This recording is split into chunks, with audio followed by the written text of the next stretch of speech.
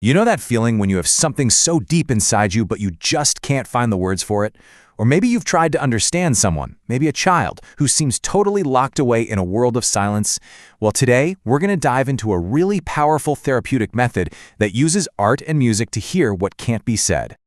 Our story today centers on a young girl named Adeline, and she lost her voice. Not literally, of course, but emotionally. Her whole world just went quiet, and nobody could figure out why. And this really is the central question we're exploring. When words fail, how do you get access to someone's inner world? How do you possibly find the root of their pain, or figure out what they truly need? So this is Adeline, a sweet, sensitive 10-year-old girl. Her life was pretty stable, but then her father was diagnosed with a serious chronic illness.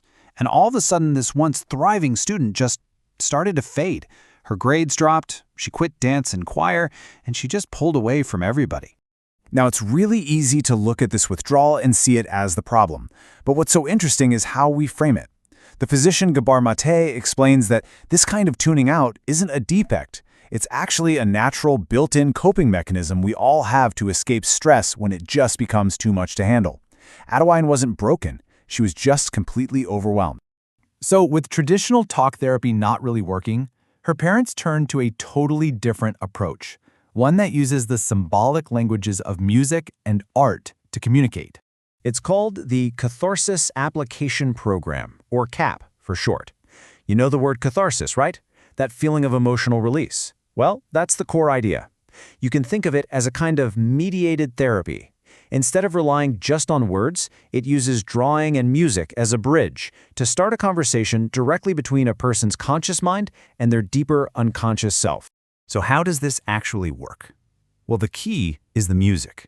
It's improvised and non-conditioning, which basically means it's not designed to make you feel a specific way, like a sad song or a happy song might. And that neutrality helps it bypass the brain's logical gatekeeper and speak directly to our emotional centers.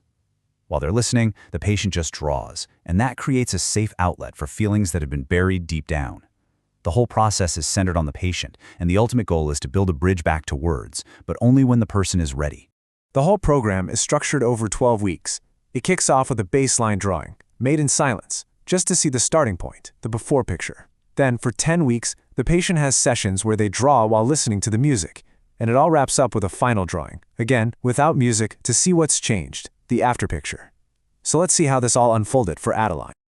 Okay, this is where the story gets really fascinating. We're about to see Adeline's inner worlds completely transform, not through her words, but through her art.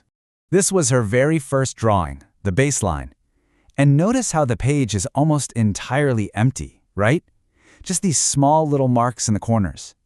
Therapists interpret this use of space as a sign of a major internal conflict, a feeling of an inner void and just deep loneliness.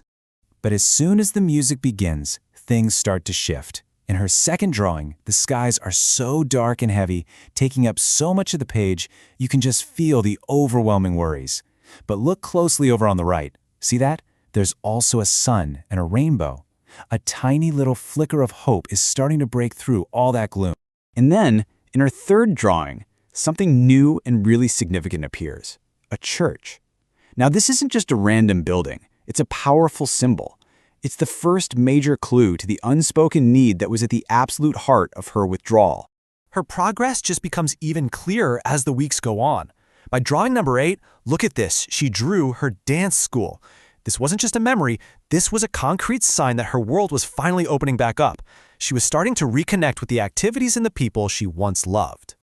So Adeline was clearly getting better. Her parents saw it, her teachers saw it, but the biggest breakthrough, the real aha moment, that was still to come.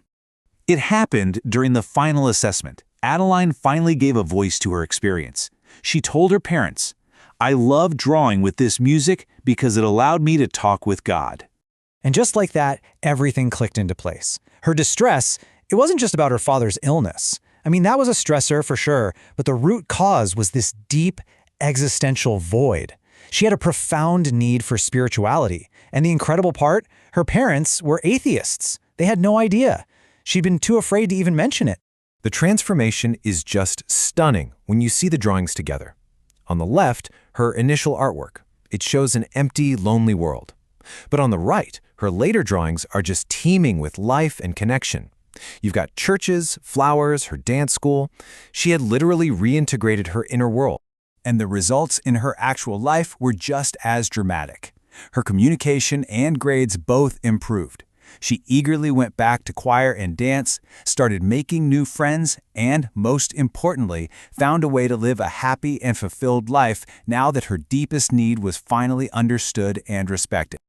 Adeline's story is just an incredible testament to this process, but it really points to a much broader principle about unlocking the human mind. Her journey is a really powerful illustration of how CAP can uncover the true source of suffering. But this method isn't just for children dealing with family stress. Not at all. The applications are incredibly broad. For oncology patients, it can be a way to process fears about mortality that are just too terrifying to say out loud. In elder care, it gives a voice to residents who may have lost the ability to speak. It's also used in addiction recovery to uncover those deep-seated triggers, and with patients dealing with everything from PTSD to ADHD, it's really for anyone who struggles to put their feelings into words. Ultimately, what this shows us is that methods like CAP provide a window into the soul. They create a space for people to discover, to understand, and to honor their authentic needs that might otherwise stay buried forever. And that leaves us with a pretty powerful question to think about. When we look at the people in our own lives, our children, our partners, our friends, what hidden needs, what unspoken truths might be waiting just beneath the surface, ready to be drawn out? And so we're left with this thought. The story of the Catharsis Application Program is this powerful reminder that some of the deepest healing can happen in the space before words. So after seeing all of this potential, all of this history, it leads us to the most practical question of all. How can this proven method become a part of your practice and literally transform the way you help your clients? Bringing CAP into your practice is about so much more than adding a new technique. It's really about opening up new possibilities. You can attract a whole new group of clients looking for creative therapies. You can offer a treatment that's not only effective, but also really motivating for the patient. And because it's so well structured, it's easy to collaborate with other professionals.